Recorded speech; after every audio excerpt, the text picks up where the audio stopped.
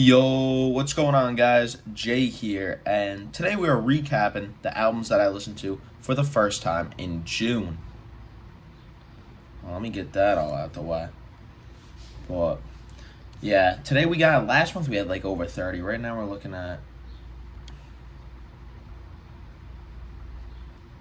we had like 15, so we have roughly half that. So I'll get to shed a little more time on a couple of albums this month. Maybe it won't be as long of a video, we'll see.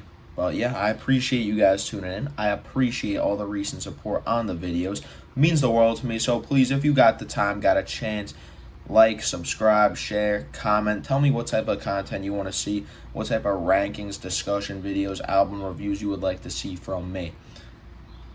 But yeah, starting off June, we got this new EP from Benny the Butcher, Excelsior. I gotta be honest, I wasn't like the most impressed with this in terms of like I don't know, I wasn't the most impressed with this in terms of like a very solid, like, okay, like, this is not a Tana Talk level project. This is not the Plugs I Met level project. But for the 7 songs here, you're not getting anything that I consider to be bad. But the major highlights for me have to be Toxic with Styles P and Duffel Bag Hottie's Revenge with Boldy James, which genuinely might have one of my favorite beats just of the whole year. Like, I mean, this track is awesome. I come back to Duffel Bag Hottie's Revenge a lot. But this is kind of just, this is Benny in his zone. I don't think this is anything really new for him. He's not recreating the wheel. It's a good project if you like Benny. I would recommend listening to it, but it's definitely not this isn't his next big project, I don't think. Still coasting off of this success of Everybody Can't Go, which was a very, very good studio album. And of course he's had projects released between now and then, but none up to that par. And again, if you want to check this, the one to go for is Duffel Bag Hottie's Revenge with Boldy James. I mean, when these two connect, it's something special. I mean, on Tana Talk 4, you had Weekends in the Perrys. That's one of my favorite tracks from either of these guys, and they really just fucking cooked on that. Let's be honest.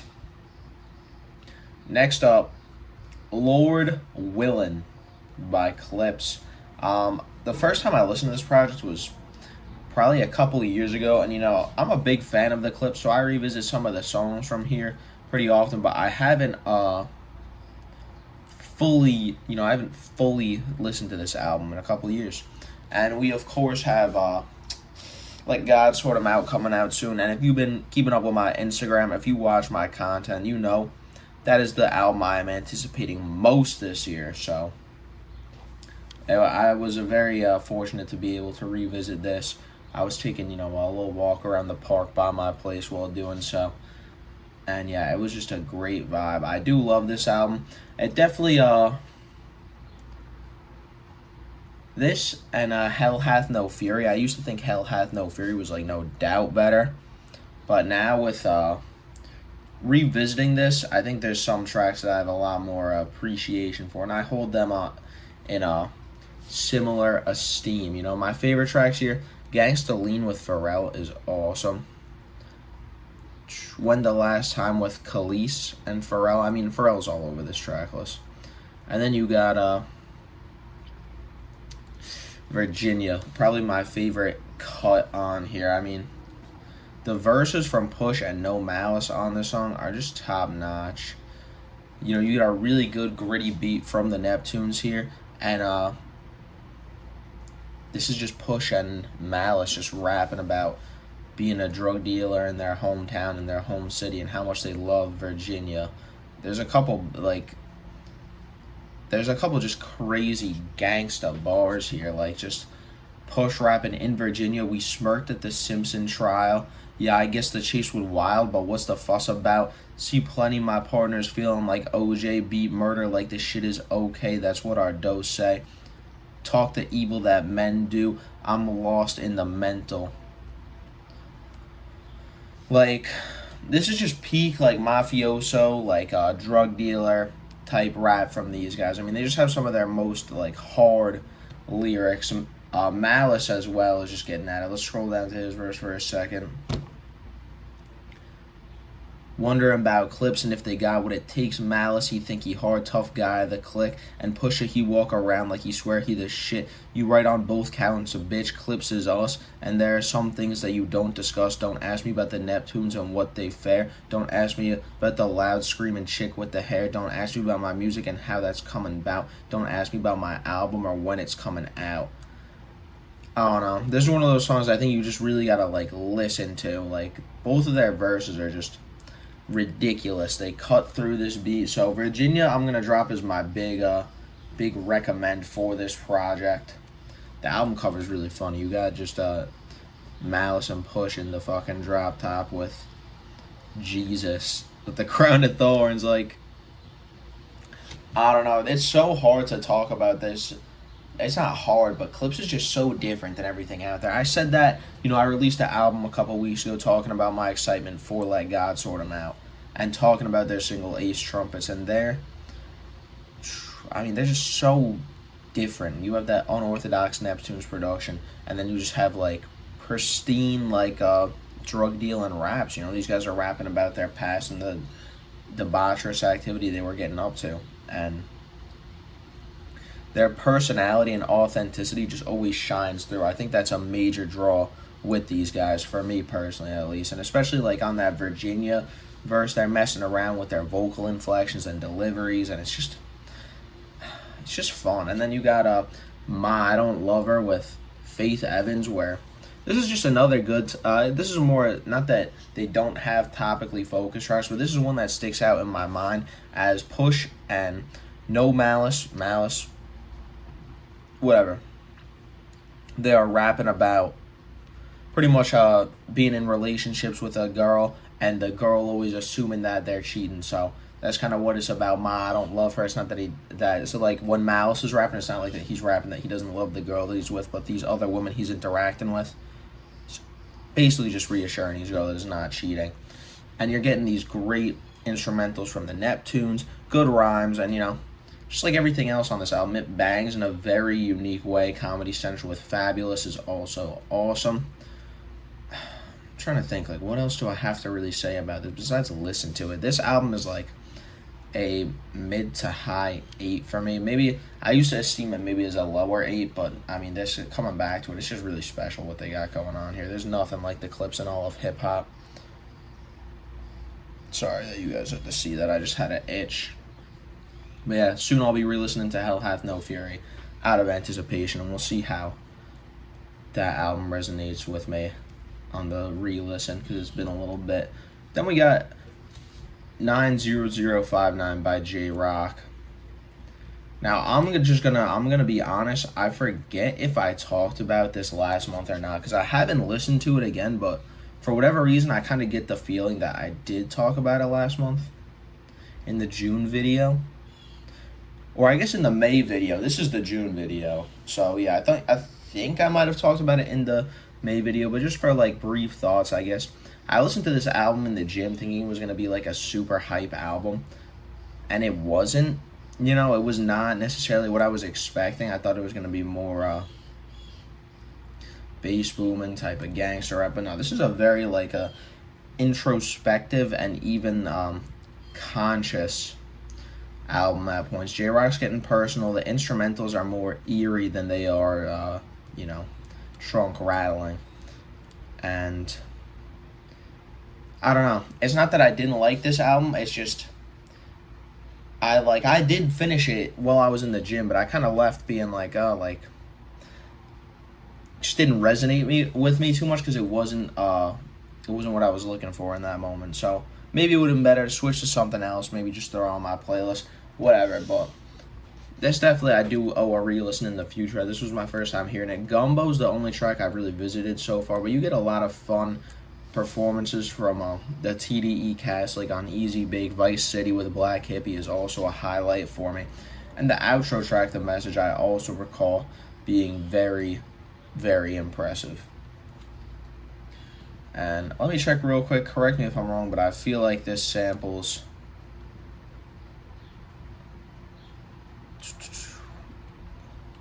it samples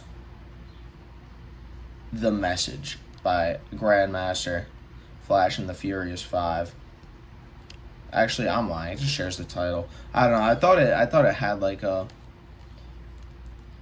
I don't know, like a impressive sample I was thinking about, but it might just be because it shares the name with The Message by Dr. Dre. And let me tell you, The Message by Dr. Dre is one of my favorite songs of the last year. So it's just an incredible. Anyways, I'm getting off topic. If you don't know The Message by Dr. Dre, go listen. I know a lot of his lyrics are written for him, but that track is super deeply personal. Anyways, the next album, complete switch up, Teenage Dream by Katy Perry. This is the first time I listened to this album in full.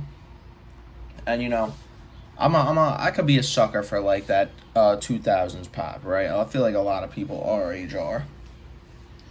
But you know, I want to flip this around. I'm not feeling that. Yeah, I'm not a Dodgers fan at all, by the way. I just got this hat when I went to see Kendrick, because, man, that's such a lame cop out. But I don't like baseball at all. I don't like baseball at all. But it went well with my outfit. Anyways. So the first 4 tracks on your Teenage Dream, Last Friday Night, California Girls, Firework. I know you're sitting right there. If you know Earth, we're like, damn, those are all back to back to back to back. Because that is just like a run of iconic tracks that we all know and love. Tracks that I listened to growing up and I still listen to. The Teenage Dream is like, I love that song. That's a perfect pop song. But anyways, the type of tracks that entice me to come listen to this. And you also get the One That Got Away. That is a banger, but there's other good tracks here. My personal favorite that I had never heard before was Circle the Drain. This is like kind of a,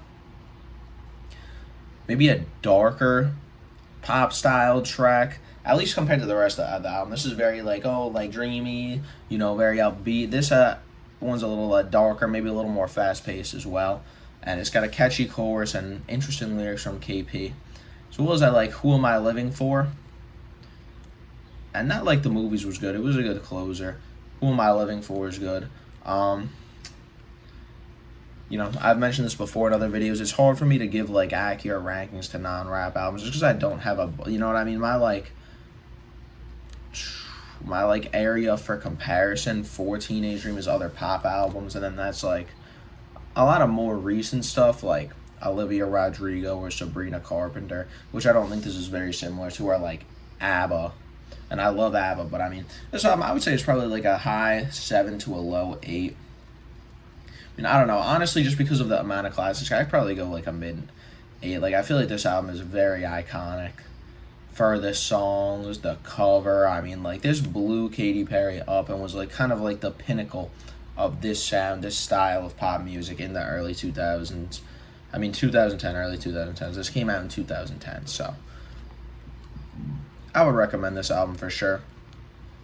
Just to hear the tracks you haven't heard, like Circle the Drain. And then Peacock, I did not like that song, but like it was really weird to hear that song because it's like so sexually explicit. Like that, I'll leave you guys with that. It's so sexually explicit and suggestive, and I was like, damn, like it's crazy because I was like in 8 or 9, like in the minivan with the family listening to all like half the other songs on this album. You have 5 of them that are like songs that were like the soundtrack to a lot of different like childhoods for people who were when this came out I was like 7.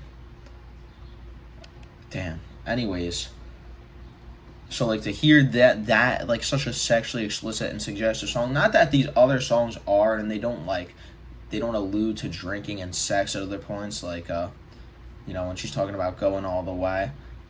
But anyway, that one is like a lot less suggestive and a lot more in your face about it. Next up though, Overly Dedicated by Kendrick Lamar. Man, I was just talking about Kendrick because the LA Dodgers hat, repping for the West Coast, because best 2024. The West is really back on top as of last year. They surpassed Atlanta in my opinion. But talking about this mixtape, I guess I haven't listened to this in a little bit, but a lot of the tracks I was coming back to. PMP 1.5 with Ab Soul in particular, like that track was big in rotation for me. Ignorance is Bliss, as well as like Cut You Off to Go No, not cut you off. I listen to that a lot now, but that was post re-listen. She Needs Me remix with Don Kennedy, Javante, and Murs. This is like a very like, this isn't like a light track list. There's still so much like content and lyricism here, but in terms of the production is all very airy, and I think this is a very great like spring into summer project. So many of the songs are, and there's a lot of examination of like interpersonal relationships here, which again, that's what a lot of these songs are about, talking about opposites attract, growing apart to get closer, and we're cut you off to grow closer. Like these are all tracks that kind of as well as Average Joe. All these songs kind of center around like relationship, toxic relationship, self-image. Average Joe being more like Kendrick rapping about not maybe being the most gangster guy and feeling maybe lost about it, not feeling the most confident in himself, referring to himself as just Average Joe. But if you haven't heard this mixtape in a while, I'd recommend it. You know, I'm like a pretty very large Kendrick Lamar fan, but this is probably the album of his I've been spinning the most the last month or two. That and GNX, which is surprising to say for me, because like I feel like this mixtape gets shafted a lot when talking about Kendrick's discography, and obviously it's not like top 4 or 5, but I don't think it's crazy far away from Section 80 or even Mr. Morale and the Big Steppers and Untitled Unmastered. You know, like I don't know. That's what I was thinking when listening to this album. Like, yeah, it's unpolished and it very clearly exhibits that Kendrick had potential, but there's songs here where it feels like he's hitting on it. Michael Jordan with Schoolboy Q is also awesome. Ignorance is Bliss. It's a different Kendrick. This is clearly a little bit more of a timid Kendrick. Clearly more of a actually no, timid I think is the perfect word. He's just not as bold. He's not as definitive. And you look at like Good Kid, Mad City, and To Pimp a Butterfly, and all these albums where he kind of like, and again, a lot of rappers do this. So I know people talk about how Kendrick really like maybe glorifies himself or puts himself on a pedestal in his music, but a lot of rappers do that. That's kind of the point. A lot of rap music is like, oh yeah, like I'm the guy, I'm the best. And Kendrick doesn't just say that, but he exhibits that when he in Good Kid, Mad City, he makes himself feel like the most important person throughout that story, kind of living between like gangster life and like normal civilian life, growing up where he's from. Not necessarily normal civilian, but like kind of like skewing the line between being like a street guy and being just adjacent to the street life. And he positions himself as like the most important person to share that experience. And here he's not that, you know. Again, a lot of rappers do that throughout albums where they're the focal point. And Kendrick here, he's timid. He's not very definitive about himself and about life or even what he wants to do. He does not have that same confidence. And that's another thing that makes this mixtape super interesting. I would say this is like high 7, low 8 territory. Then we got Larry June and The Alchemist, The Great Escape. This album is awesome summertime album. I will be honest, in comparison to the last time I heard it, this album has like grown off me a little bit. I think it's just because I listened to it a lot as well. You know, the more you listen to albums, they'll either continue to grow on you or grow off you over time, and it's like, I think this is more in the grown off me category, but this is still an awesome album with a lot of like a lot of really good songs. There are some tracks that like throughout the track list just feel repetitive. Like when you're listening to the album, songs like Summer Rain, Porsches in Spanish, Left No Evidence, Excedo, and even not really a Bargain Lighting, but they all just kind of feel like filler. I don't know. They're not necessarily filler. They're just like kind of boring. They don't have the same super interesting production that The Alchemist brings on these other tracks. Larry June is not as charismatic and poignant with his lyrics, but there are also major highlights. You're talking about my favorite songs. I would say this first like 4 track run, Turkish Cotton to the Palisade CA, You got this awesome Big Sean verse on Palisade CA. Solid Plan is just like a fun track. Action Bronson's giving a nice performance here. And 89 Earthquake and Turkish Cotton have two of the best instrumentals on this whole album, which bring out like real highlights from Larry June. Then on the back end, What Happened to the World with Wiz Khalifa. Again, this is another like awesome track where you have Larry and Wiz Khalifa essentially contemplating what happened to the world. Like, damn, it sounds simple, but it's cool to kind of hear the stream of conscious from these guys as they rap about their lives. And if you've listened to Larry June, you've heard about him before. You know he's very much people call him unk rap. He raps about like getting your money right, taking care of yourself. Not necessarily a flexor, but someone who's trying to be wise, right? He's trying to say, hey, take care of yourself, eat healthy, I eat healthy.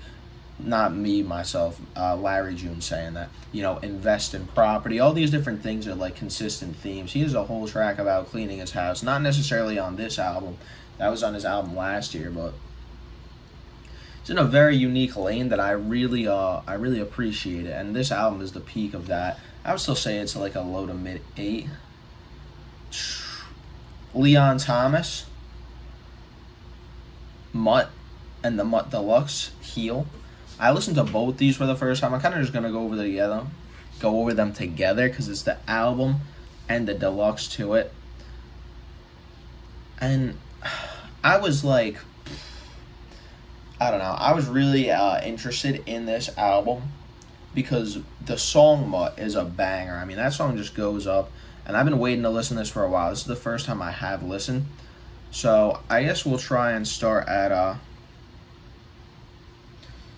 I kind of forget where the deluxe starts and the actual album ends, but I think it is with Yes It Is. I think Yes It Is or Answer Your... No, it's one of these couple tracks is the start of it, because Mutt I don't think is the opening track. But I do really like... Oh, you know what it is? This isn't the same fucking... Alright, you know what? This isn't in the same order. I need to pull up the actual Mutt track list. Because even on the deluxe, the only song I really liked was the song that they did the remix with Big Sean. Because Vibes Don't Lie was already a great song. The Big Sean remix, he had a good verse on there. And I also like Feelings on Silent with Wildlife. But let me just pull up the Mutt regular. That's what I have to say about Heal Deluxe. I didn't care too much for it. And it, oh my god, this is the song. God damn it. I mean, excuse my language. Alright. This album cover is really cool too. I like the I don't know, it just looks like out of frame, like kind of the way that it's I don't know. The ears, you know, the dog ears like kind of like phased out. It looks like the picture's moving when it was taken. Okay. Starts with How Fast. My favorite songs here. Vibes Don't Lie, I already said I like. Lucid Dreams with Masigo is also a nice track. Oh my god, Feelings on Silent is on the regular thing. Okay. So I like that track. The intro was good here. Answer Your Phone was good. Mutt, of course, is a banger. I don't know. I think I need to resonate with the songs here a little bit more because I really do like what Leon Thomas is bringing to the table with his, like, super light voice. You get the bass just across this album. It's awesome. And these very vibrant and potent R&B tracks. Of course, it's not anything too different to the R&B lane. Topically speaking, it's not too different from like a Brent Faiyaz, right? Where it's like, they're these kind of like, I don't know. R&B is so weird because it used to be so much like rooted in love. And now it's like rooted in the lack of love almost. Like, some of our fit, like right, The Weeknd, like he has some good like love jams, but the majority is like about the lack of capability for love that he has. And this is similar to that, where a lot of it is about Leon Thomas kind of protecting himself, right? Like a track like Feelings on Silent with Wildlife, you know, where he's not necessarily rapping about this one woman he in loves with, but like the lack of love he is able to achieve and tries to avoid, right? Mutt, I mean, that's a banger. That song's hugely popular right now, and it's about him, like, sleeping with other girls. Like, that's kind of the whole point. He's not saying too much on it, but the vibes are awesome. I'm excited to see what he does going forward, and, yeah, I thought this was a good project. Nothing crazy that I'm coming back to, but overall, like, I could throw this on and jam to it. Now, this next one, let me take a quick sip of water, gang.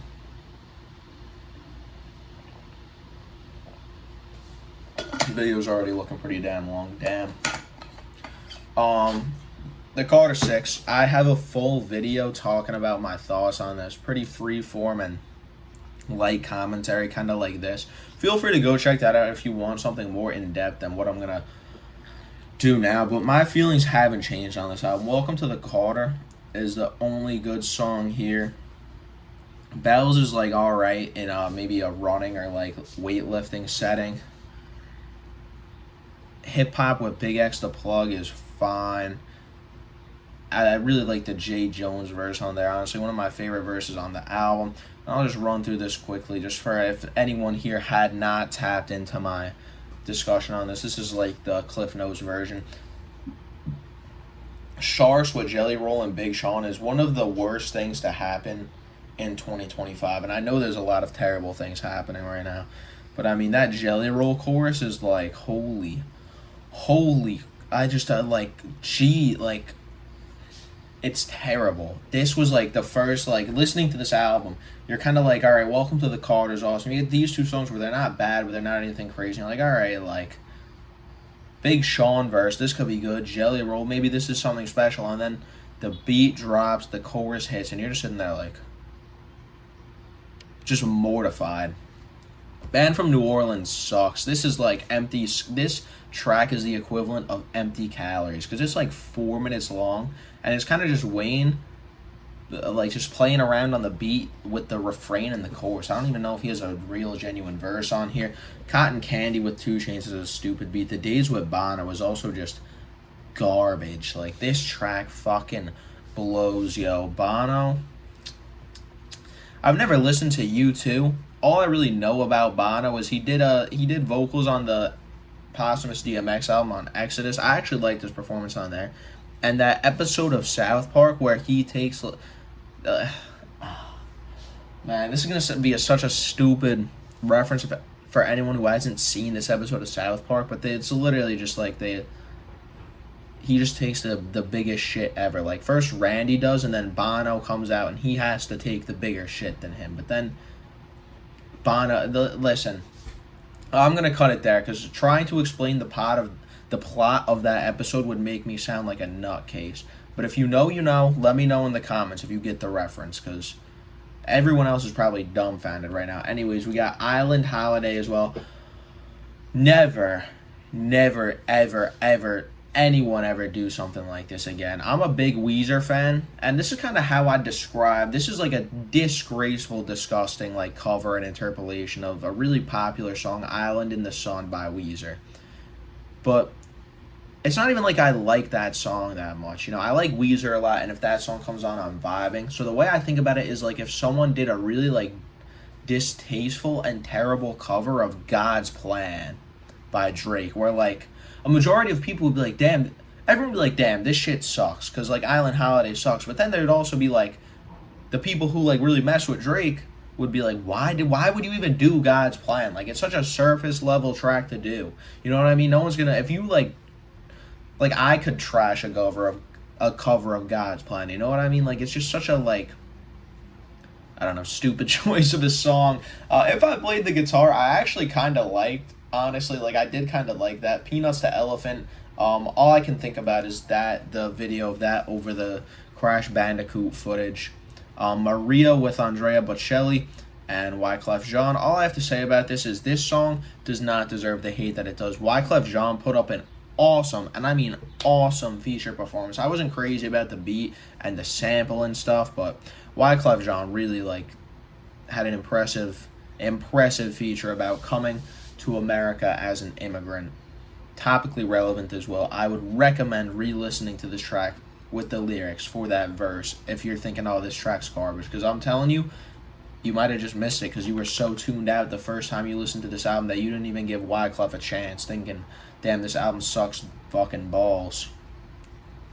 This shit sucks. Like, there's just nothing else I have to say. I'm not going to talk about his performances with his kids. I made a big point in my video talking about this. If you've seen it, you know. I think it's cool that Lil Wayne got the opportunity to make songs with his sons. I think that's awesome. And I'm very happy for them that they got to do that. This album's garbage, though. I'm sorry, Weezy. Oh shit, hold on. This is alphabetical. I don't know if you've noticed that. But yeah, next up we got The Minstrel Show by Little Brother. The first time I heard this album was last year. I was listening to it at work for this old summer job I used to do. Shout out to Chase. This was one of my favorite jobs that I used to have. Partially because I could listen to music and listen to new albums while I was doing it. So I had this on and I was just genuinely like,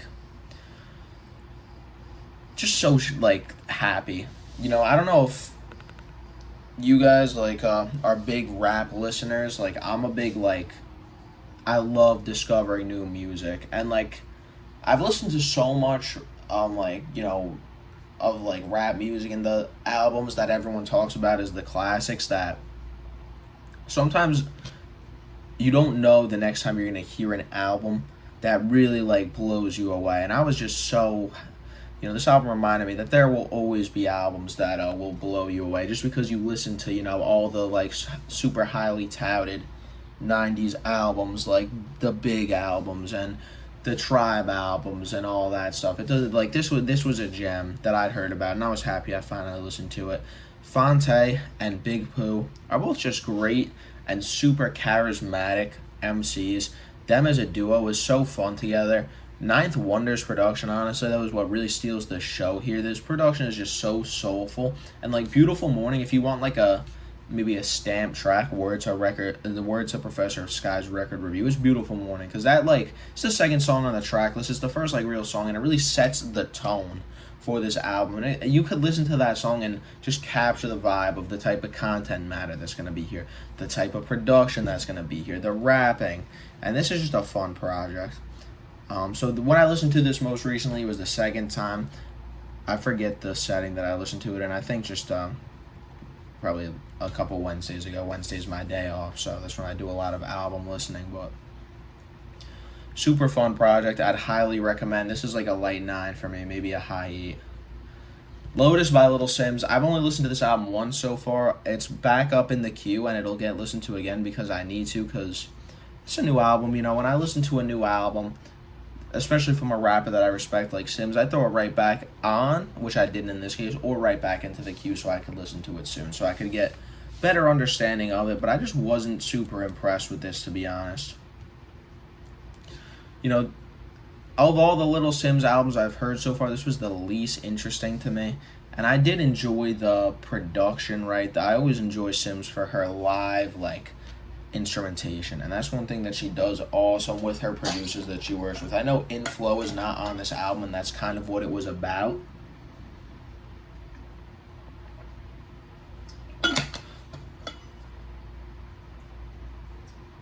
Sorry, excuse me, I needed some water. You guys stay hydrated as well.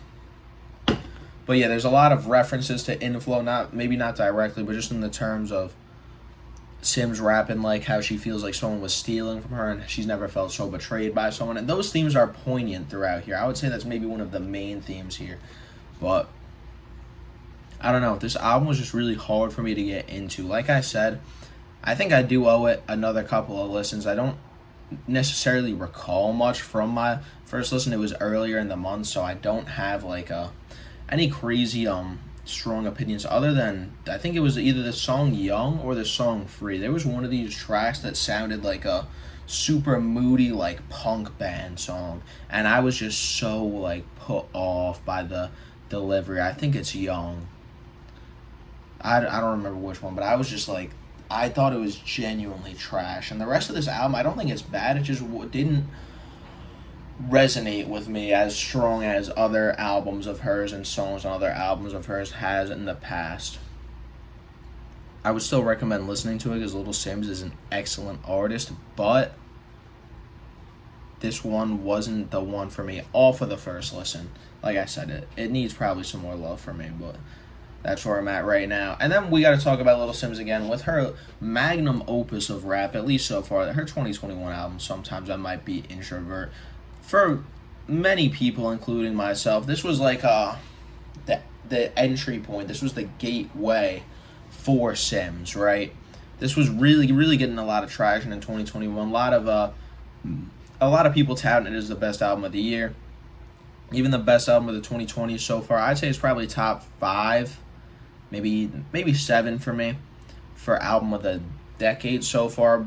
But I mean, this album is really just something special. If you've never heard this before, I think this is a must listen album. Not even just as like rap. Like, I think this is one of those albums that everyone should hear in their lifetime. It's that not just like good, but that important in my opinion. When you look at the different perspectives Simz is introducing here, she does a great job of capturing the intersectionality in her life. She raps about being a black woman who is a immigrant to the UK,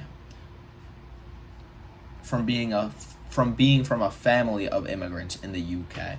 And there's so many different perspectives she brings here that obviously I personally cannot relate to.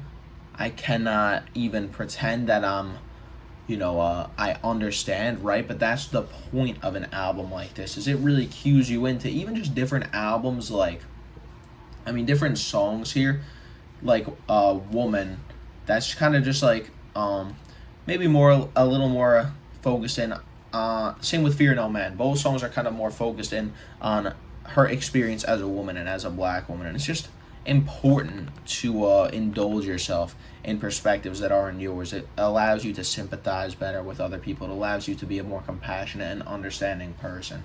And that, with the beautiful orchestral instrumentation from Inflow throughout this project, it's perfect. You also get a great outro in Misunderstood. You got fun skits here. This is a very personal album while also really opening up the conversation for greater topics like intersectionality, discrimination, misogyny, the struggles that come with being a foreign person in a new country.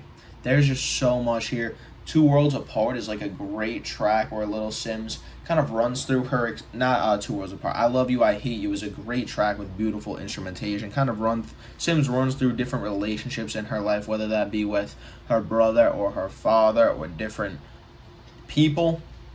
And she kind of just goes through these negatives and these positives, and it's done so well. So much of this album is just executed perfectly. And this is like a mid-9 for me. Like, this is a very much a must-listen album. And two more albums that are very much, these are two albums that I've been thinking a lot about how to talk about. First, they're both Lupe Fiasco albums. First, I'm going to say Drogas Wave. This is not the first time I heard this album. Same with Simbi. I should have mentioned before, I've heard that album. I've been listening to it for years. It's one of those albums I listen to once, twice every year just to remind myself. This I haven't listened to in a few years, and same with Tetsuo and Youth, which I'll get to shortly, where these albums, in my opinion, are just being, like, what holds them back from me thinking them to be better is that there's the genius level that Lupe brings. There's very few people you could say that about, where their level of genius actually holds me back from enjoying their art a little bit. And it's not, a lot of people are like, oh, it's too much big word rap and stuff like that, but it's not even that. It's just this album is very conceptually driven, right? And I don't know exactly, like, I'm not the most versed in this. I think this is an album I need to, like, read and watch some, like, serious in-depth reviews on to fully understand, fully have it resonate with me. But, because I haven't yet, and I need to, because I do really think this album's good. I would have it as, like, a mid to high 8. Same with Tetsuo and Youth, which, again, I feel the same way about that, where I need to listen to more of this album, or I need to listen to Lupe or other people talk in depth about this album to understand it better. Because from what I can gather is this album, to start, you're kind of getting a history lesson about the transatlantic slave trade and the history of slavery. And it kind of delves into this story about how some of the slaves on a ship going over to, a country that was going to buy them, they all jump off of the boat in a experience that saves their life. And where it goes from there is where I'm a little, like, that's where I'm not fully, I feel like I'm missing. I think it's about them creating a new underwater society which I know you're probably like, oh, this is ridiculous, but the underwater part is not important. But it's about they're creating this new enlightened society that would be some more akin to like a kingdom of God, right? Now that's like my interpretation. I could be wrong. If you think I'm torching it, messing it up, let me know in the comments below, please. Because like I said, this is an album that I'm not coming to you as an expert. I'm coming as someone who would like to be educated on it and just sharing my thoughts. But the thing is, this album is not hard to listen to. Sometimes albums like this with super complex concepts are hard to listen to because of that. But this album is honestly really accessible from a sonic sense. If you know this album, you might be surprised, but like there are so many songs on here that I can just like throw on and I'm just moved by without even having to seriously listen to the lyrics or be like in tune with the concept. And those two in particular being Wave Files and King Nas.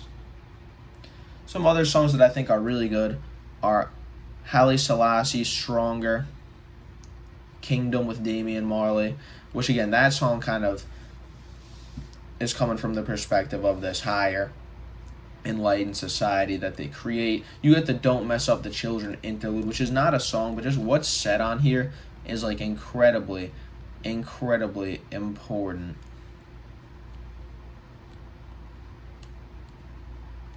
I'm just going to read off what's said in the interlude, because this is like, when I was listening to this, it was like, adults are responsible for teaching children how to observe the ways of their ancestor. In fact, God insists that adults talk to their children when they sit at home and when they walk along the road, when they lie down and when they get up. In other words, God is saying, don't mess up the children. African American families are being driven further and further apart from each other to the extent their children, particularly those living in urban neighborhoods, are growing up without the benefit of having adults in whom they can confide in. Consequently, African American controlled cultural values are at risk of being lost, like teaching children to respect their elders and saying thank you or no thank you and other forms of common courtesy. God is saying don't mess up the children. And this is just a great interlude. It comes from Dr. Nolan Shaw, kind of just talking about the sociology of parental and child relationships. In that case, particularly in urban black communities and urban black families. Now again, I can't speak to that at all, right? I'm sitting here, I'm Mr. White, right? So I can't sit here and pretend like I'm an expert, but I think that and I may not have the knowledge and the experience to properly contextualize that, but I could sit here and tell you the idea that we should build stronger relationships with, and that all children should be able to have adults that they can confide in and that could teach them how to lead a proper life. I think that's just important stuff, right? I think everyone deserves that. And I think putting messages like that blatantly into music, especially in the case of hip-hop, in the case of Lupe speaking to his people, speaking about his struggle, knowing where he comes from, trying his best to instill beliefs like this into other people so they can help people from his community. It's all important. But it doesn't always need to be about the important stuff for this album to be something special. That's kind of what I'm saying. You can go through and listen to this and be enamored with Lupe's flows and his vocal deliveries and the instrumentals without even listening to the lyrics fully. And I feel very similarly about Tetsuo and Youth. Some of my favorite tracks here, you of course have Mural, Dots and Lines, Prisoner 1 and 2, No Scratches, and Chopper is also a very interesting song. And They Resurrect Over New, actually, with Absol, is a song that I didn't really listen to in a long time, and I kind of heard it, and I was like, oh wow, like this is important. And this is a concept album more focused around society. I feel like, again, I don't have, like, again, I'm not at liberty to properly contextualize as well as, it's just as well as this one is a little bit harder for me. I don't know if it's because I've spent less time with it, but this album, again, like I said, please inform me in the comments. Please point me in the direction of good reviews, descriptions of this project so I can become more familiar with it. Because, again, you listen to every song on here, and it's all very conscious rap, very talking about the society and all that stuff, right? Talking about life in very enlightening ways. But, and again, it's not that it's hard to consume when you have great raps, great flows, appealing instrumentals. It's not like it's too rapidy rap. It's just that Lupe's writing is so complex that you have to listen to it and read it and listen to it and read it repeatedly to truly be able to pick up exactly what he's putting down. And I think this album's awesome as well. I would recommend listening to it. They're both important albums. The last one I want to talk about today, Life After Death. And man, this is longer than I wanted it to be, but it's fine. I'm going to keep this kind of quick. This is an album where I've been listening to it for years, right? Probably for 5 years. I've been in tune with Life After Death. And this is the first time I listened to it in full. And, you know, in a couple years, I listened to a lot of the songs in here just throughout my daily life, right? Throughout my playlist, right? This is the first time I really listened to all of it in succession in a little bit. And it really just blew my mind away. In particularly, how awesome the production was across this album. I mean, the production is just so personifying. It is so electric. It's just hard to ignore. It's amazing. And just every song on here pretty much bangs. Let me go through some of my favorites from the bottom up. You're Nobody Till Somebody Kills You is a poignant song for the time it was released. It's awesome. Sky's the Limit with 112 is great. 10 Crack Commandments and Going Back to Cali are iconic. Both of those songs are great. I Got a Story to Tell is an awesome, funny storytelling track. I'd recommend listening to it if you haven't heard it. Notorious Thugs, also a very impressive fast rapping track from Biggie, featuring the Bone Thugs and Harmony. Mo Money, Mo Problems is iconic. Same with I Love the Dough. Last Day with the Locks is probably my biggest sleeper track on this album. I love that song. I think it deserves more conversation. And then, of course, you got Kick in the Door and Hypnotize, which, again, iconic songs, undoubtedly. If you haven't listened to this album in a while, go re-listen to it. Appreciate the lyricism, the production.